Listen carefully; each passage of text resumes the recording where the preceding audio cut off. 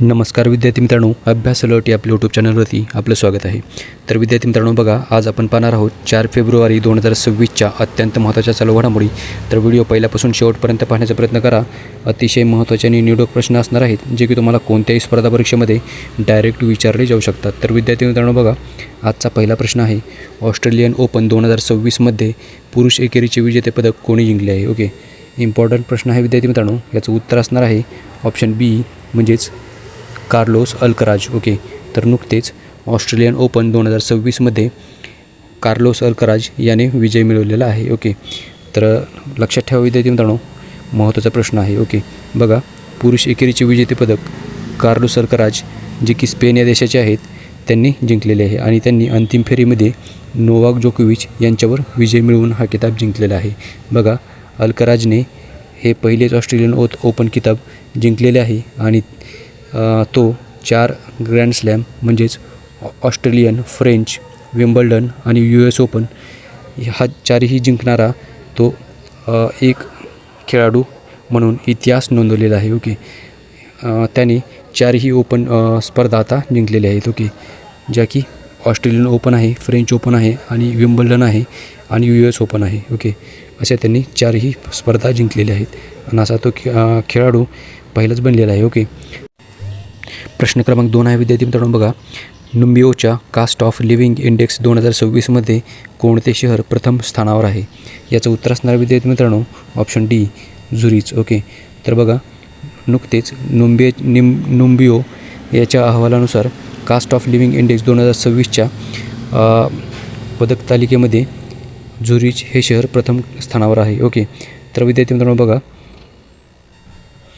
तर ही जी लिस्ट आहे विद्यार्थी मित्रांनो, तर ती यामध्ये झुरिच हे शहर प्रथम स्थानावर आहे. ओके, लक्षात ठेवा विद्यार्थी मित्रांनो. ओके, तर बघूयात आपण विद्यार्थी मित्रांनो रँकिंग बघूयात आपण. ओके, तर बघा, स्वित्झर्लंड या देशामधील झुरिच हे शहर प्रथम स्थानावर आहे. ओके, आणि ते सर्वात महाग शहर म्हणजेच कॉस्ट लिव्हिंग शहर आहे. ओके, तर बघा विद्यार्थी मित्रांनो, हे प्रथम स्थानावर आहे. झुरिच हे शहर प्रथम स्थानावर आहे, जे की स्वित्झर्लंड या देशामधील आहे. ओके, तर रँकिंग बघूयात आपण.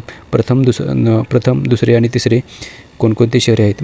ओके, बघा, प्रथम स्थानावर आहे झुरिच हे शहर, जे की स्वित्झर्लंड या देशातील आहे आणि ते सर्वात उच्च खर्चाचे शहर आहे.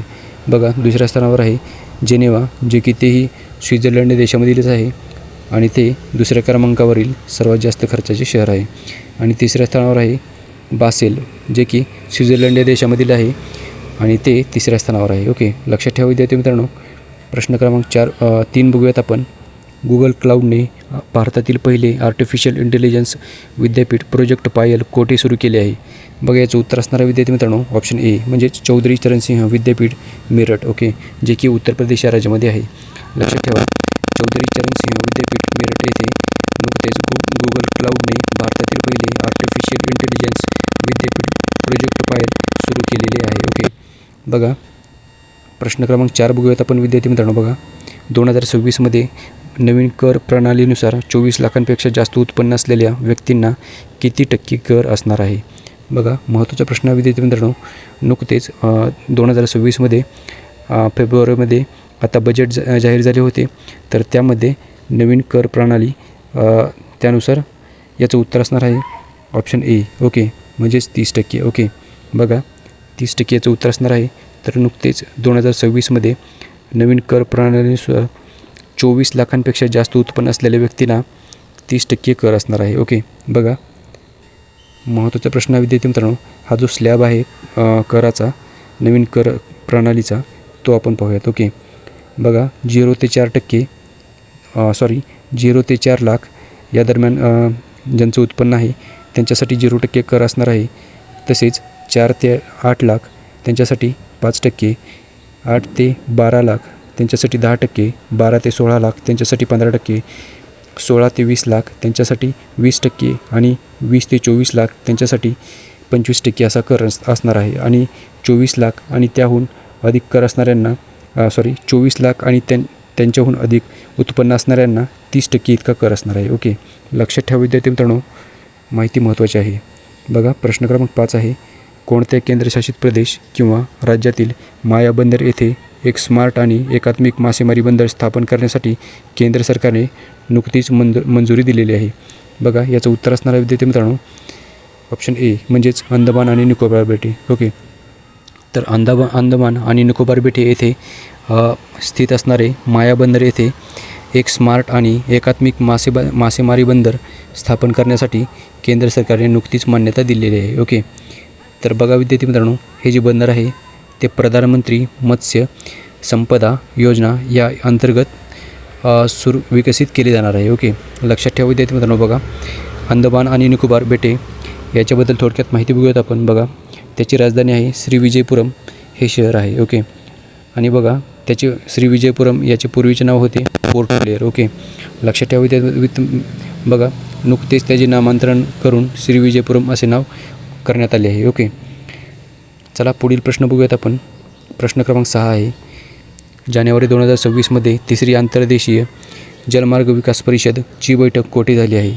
याचं उत्तर असणारा विद्यार्थी मित्रांनो बघा ऑप्शन बी कोची, केरळ. ओके, म्हणजेच केरळ या राज्यामधील कोची या शहरामध्ये नुकतेच जानेवारी 2026मध्ये तिसरी आंतरदेशीय जलमार्ग विकास परिषद याची बैठक झालेली आहे. ओके, तर लक्षात ठेवा विद्यार्थी मित्रांनो. आणि केरळ राज्याची राजधानी आहे कोची. ओके, चला प्रश्न क्रमांक 7 बघूयात आपण. आर्थिक सर्वेक्षण 2025-26नुसार 2026मध्ये भारताचा अंदाजित वास्तविक GDP विकास दर किती असेल? बघा याचं उत्तर असणार आहे विद्यार्थी मित्रांनो ऑप्शन डी म्हणजेच बघा 7.4. ओके, तर 7.4 असा दर असणार आहे. ओके, तर बघा लक्षात ठेवा विद्यार्थी मित्रांनो माहिती. प्रश्न क्रमांक 8 बघूयात आपण. आंतरराष्ट्रीय विकास सप्ताह दरवर्षी कधी साजरा केला जातो? बघा विद्यार्थी मित्रांनो बघा प्रश्न पुन्हा एकदा वाचत आहे मी. प्रश्नामध्ये थोडे चेंजेस केले आहेत. ओके, तर बघा आंतरराष्ट्रीय विकास सप्ताह नुकताच कधी साजरा केला गेला? बघा विद्यार्थी मित्रांनो याचं उत्तर असणार आहे ऑप्शन ए म्हणजेच 2 ते 8 फेब्रुवारी. तर बघा 2 ते 8 फेब्रुवारी दरम्यान आपण आंतरराष्ट्रीय विकास सप्ताह नुकताच साजरा केला आहे. बघा विद्यार्थी मित्रांनो आंतरराष्ट्रीय विकास सप्ताह म्हणजेच IDW याला म्हणतात. दरवर्षी 2 फेब्रुवारी ते 8 फेब्रुवारी दरम्यान साजरा केला जातो. ओके, आणि हा सप्ताह प्रामुख्याने कॅनडामध्ये साजरा केला जातो आणि आंतरराष्ट्रीय विकास, मानवतावादी मदत तसेच जागतिक भागीदारी याबद्दल जनजागृती करण्यासाठी हा दिवस साजरा केला जातो. ओके, लक्षात ठेवा विद्यार्थी मित्रांनो.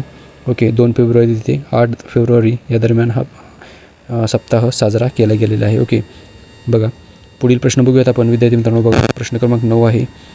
कोणत्या राज्यामधील रत्नागिरी, ललित आणि उदयगिरीला प्रश्न पुन्हा एकदा वाचत आहे मी.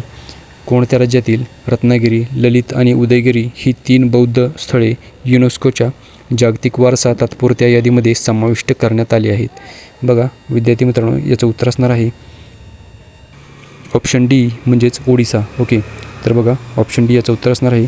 तर ओडिसा या राज्यामधील नुकतेच बघा रत्नागिरी, ललित आणि उदयगिरी ही 3 बौद्ध स्थळे युनेस्कोच्या जागतिक वारसा तात्पुरत्या यादीमध्ये समाविष्ट करण्यात आलेली आहेत. ओके, लक्षात ठेवा विद्यार्थी मित्रांनो ओडिसाची राजधानी आहे भुवनेश्वर. ओके, तर चला पुढचा प्रश्न आहे प्रश्न क्रमांक 10. बघा नुकतेच कोणत्या राज्यातील छारीधाड हे नवीन रामसर स्थळ घोषित करण्यात आले आहे? बघा छारीधाड हे गुजरात या राज्यामधील आहे. ओके, ऑप्शन सी याचं उत्तर विद्यार्थी मित्रांनो बघा तर गुजरात या राज्यामधील छारीधाड हे नवीन रामसर स्थळ म्हणून नुकतेच घोषित करण्यात आलेले आहे. ओके, महत्त्वाचा प्रश्न आहे विद्यार्थी मित्रांनो.